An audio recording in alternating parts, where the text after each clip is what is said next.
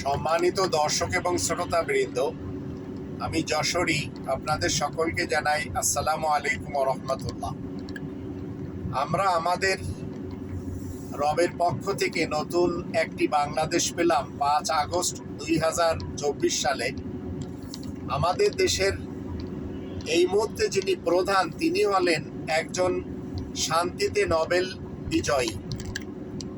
এই মহান ব্যক্তিটি যদি আমাদের দেশকে এগিয়ে নিয়ে যেতে চান বা নিয়ে যাচ্ছেন, তাহলে আমাদের সকলের উচিত ওনার সাথে দেওয়া।